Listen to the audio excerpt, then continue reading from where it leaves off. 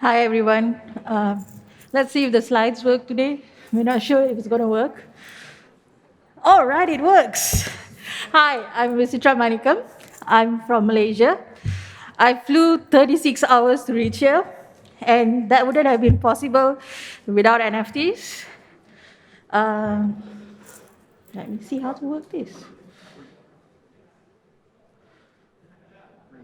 Okay. So you all know NFTs are a scam, right? Who thinks it's a scam? Oh, okay. So the story is about how I went from losing my job to become one of my country's most successful NFT artists. So Malaysia is this really small country. Does anyone know where Malaysia is? Oh, okay, someone knows where Malaysia is. All right. So where I come from, I'm a minority, and the art industry doesn't actually accept us. So I have to do different jobs. And in 2019, I lost my job. So when that happened, I was doing a lot of freelance work. But by the time 2021 started, it got really bad for me. And in June, I joined NFTs. I had heard about NFTs back in 2020, September, but the technology is so new at that point. There was very little sites that understood what it was. So you just ended up looking at it and wondering, how do you join this? What are wallets? What the heck is minting? You didn't understand all those stuff. So what I did was, after I figured out everything, I said, I have nothing to lose. I'm going to join. I joined in June 27th of June, which is in this week of 2021. And I minted my first art. And I started learning about the community. The first thing I learned about the community was they were very welcoming. You never had that many people would come up to you and tell you, hey, I actually like your art. They would share your art. And this is not really common in the Instagram world for artists. You'd put up your stuff on Instagram and no one would share it because you don't have 10 million followers. When I joined Twitter for NFTs, I only had 100 followers. Today I have about 5,800 followers. And all that happened in less than a year. So you have this whole thing, and people think you just put out your art there and you're going to be able to sell. That's not how it works. What happens is you have to figure out the good side and the bad side of NFTs. People think that NFTs are very different from the traditional art industry, but it's actually quite similar as well. The one thing that a lot of artists do is they actually think about trying to get some big whale to buy their art. For me, it wasn't like that. I realized that if you focused on getting whales to buy your art, it's not going to happen. So I started putting out my work and I used to sell them at a very, very low prices. My first NFT sold at 0.05 ETH. At that point, ETH was 1,800 USD. It wasn't not so far away from where it is now. And then after that, you slowly started looking at how to get people to come in and buy your art and learn about who you are. You have to create a story about who you are, what you are, and how people would connect with you. So this particular one that you see now is something that I launched recently. So the point about being in NFTs is you need to start as someone that nobody knows. You have to believe in trying to figure out how you can grow and convince people that your art is worth it, your art should be somewhere. And today my art is in Times Square. One of my collectors is Kozomo, and you'll be able to see my work on his billboard, as well as the NFT.NYC billboard.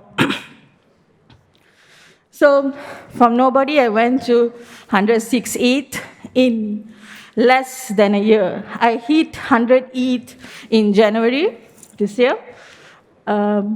This is something that I, as an artist from Malaysia, would have never imagined. I have 228 over collectors from all over the world. I met a few today in the last few days. But when you come from a small country like mine, people don't know art in our country. People don't know we exist. So NFTs gave me this opportunity that I wouldn't have imagined that it would be possible at any point of life. I wouldn't have imagined that I would be invited to NYC to speak at any point of my whole life or career. And this is something that you have to figure out how to do by looking at things around you and building a whole community around you.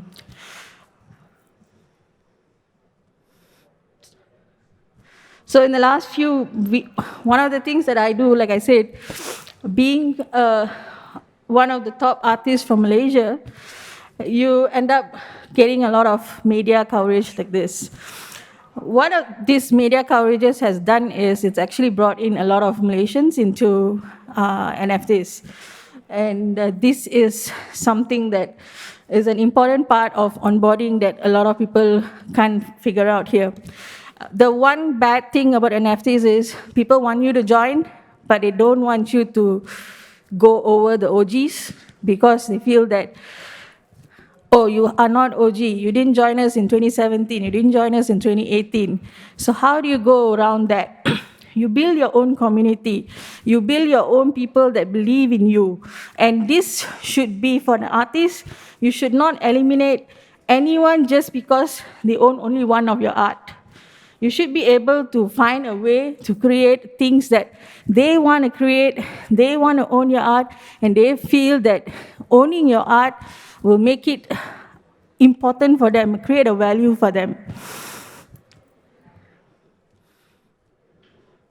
So what do you do in a bear market? So in the last few weeks, platforms are not that very nice to us. We have platforms that embrace certain people, but they don't embrace everyone.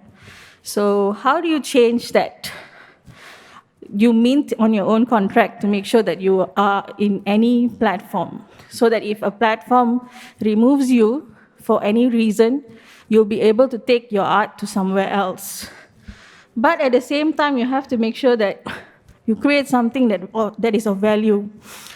I realized that I launched this 2 weeks back. I wanted to create a collection where people could understand, could have an ownership to my art. Because VC Yuga is something that I thought that my one-ones are very expensive at this point. And the reason I have editions that actually help get a lot of new collectors in. But I still realized that they wanted to come in and have something that they could co-own that is very different. VC Yuga is actually a whole collection that is similar to Andy Warhol's Campbell soup. Have you all ever seen Andy Warhol's Campbell soup? Anyone? It's at MoMA at the moment. So Andy Warhol's Campbell soup is this thing where it looks the same. But if you look closer, there's millions and millions of different kinds of soups. And that is a collection that Andy Warhol has done, and it has made him someone that is recognizable anywhere in the world. So that's the point of launching VC Yuga. And I did it in a bear because I wanted to come here and show people that I could launch something that would sell out. It's actually now at 6.4 volume traded in the last few days. And I've onboarded 35 different new owners, new collectors, in these last few days, in these last 2 weeks. As an artist, one of the most important things that you need to remember is you decide what your value is. You set your decision and who you are. A platform doesn't decide what your value is. No whale decides what your value is. You create a value that people understand that your art is important, your art is valuable, your art should be embraced, your art should be collected. This is something us as an artist has to remember, because if you don't remember this, you are going to end up getting lost in a sea of people on Twitter. So, and you'll be able to see this particular art, which is called Chikara, on NFT.NYC billboard. Right.